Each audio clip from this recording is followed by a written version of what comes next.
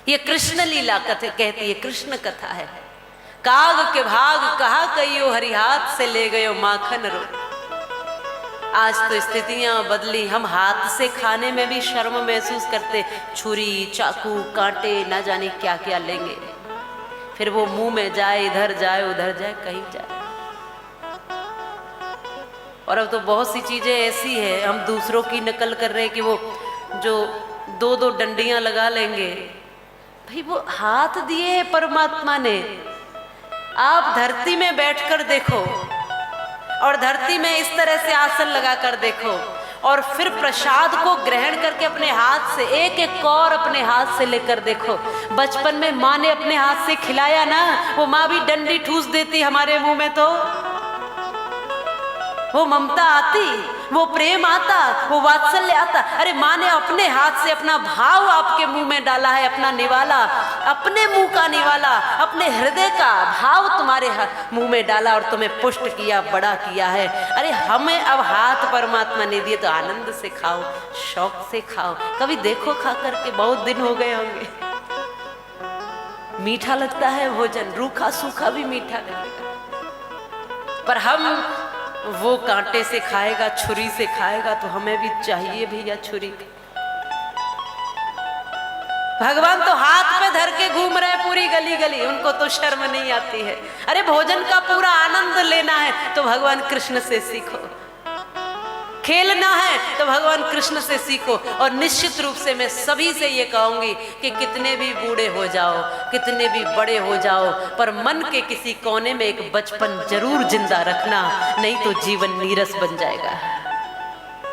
जब खेलना हो तो खेल सको, दौड़ना हो दौड़ सको, हंसना हो हंस सको, रोना भी हो तो रो सको, हृदय से खुल करके। मन का कोई भाव आए तो आंसू बहा सको, मन का कोई भाव आए तो हंस सको, मन का कोई भाव आए तो किसी के चरणों में झुक सको, किसी के भी चरण, एक बालक को भी आप प्रणाम कर सको।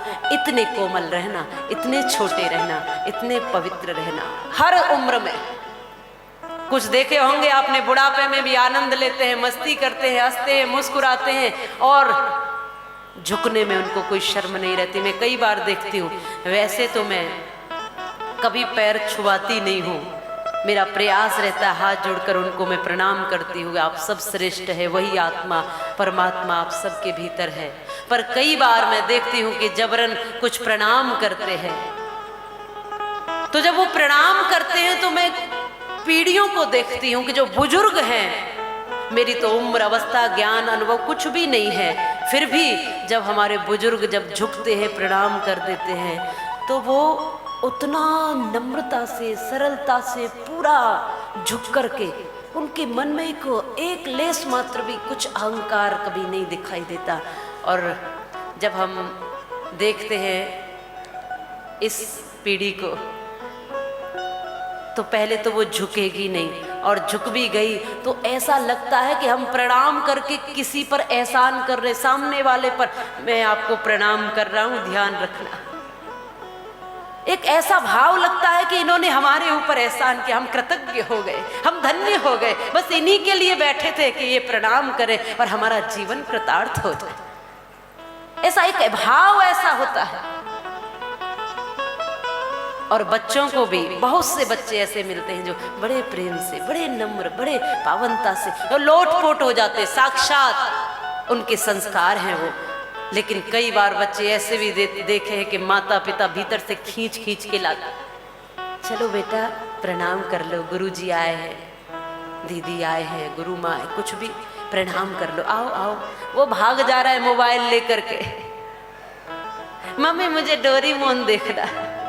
ये डोरीमोन की चिंता है इसको, बाकी न माँ की चिंता, न पिता की चिंता, न बाकी किसी की चिंता। अरे बेटा प्रणाम करके फिर चले जाना, खींच खींच करके लाए, वो यहाँ लाते वो भागता है, वो लाते वो भागता है, और जबरदस्ती फिर मुंडी नीचे कर देते, अरे झुक तो जा थोड़ा सा। और फिर वो करके जब भागता है तो माता कहती ये रोज प्रणाम करता था माता जी, आज ही पता नहीं इसको क्या हो गया। मैंने कहा ये आज ही बिगड़ा है, हमारे प्रभाव से, हम आए हैं इसलिए बिगड़ा है। तुमने तो बहुत अच्छा बना के रखा था इसको, तुमने तो बिल्कुल ध्रुव बनाया था, ये हमने बिगाड़ दिया आते हैं। तो ये रोज प्रणाम करता था, तो आज क्यों नहीं करता? ये आज भी करता। इसका मतलब है रोज प्रणाम नहीं। और तुम उस बालक की तो छोड़ो, उसके बालक के माता पिता भी प्रणाम करना भूल गए। अगर वो उसको रोज आदत डालते, रोज अपने बड़ों को प्रणाम करते, तो रोज बच्चे देखते, रोज बालक देखते कि हमारे माता पिता प्रणाम करते हैं, हमें भी करना चाहिए। पर हम चाहते हैं हम न सुधरे, हमारे बच्चे एकदम प्रहलाद बन जाए।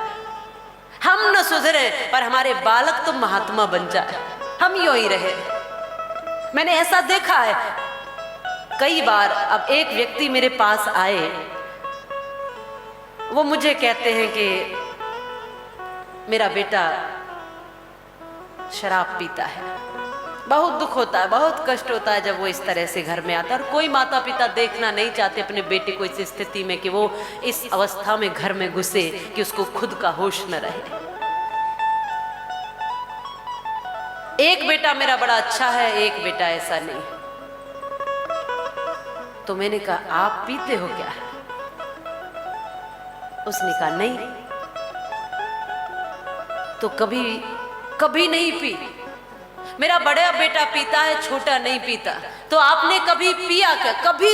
कभी याद करो, पीछे मुड़कर देखो, कभी संस्कार कुछ रहे हो?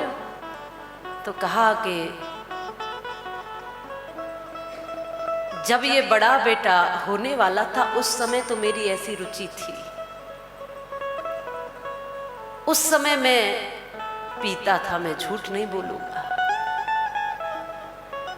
तो मैंने कहा ये उसी समय के संस्कार हैं जो कभी भी पनप जाते हैं, ये बीज रूप में आपने दे दिए हैं।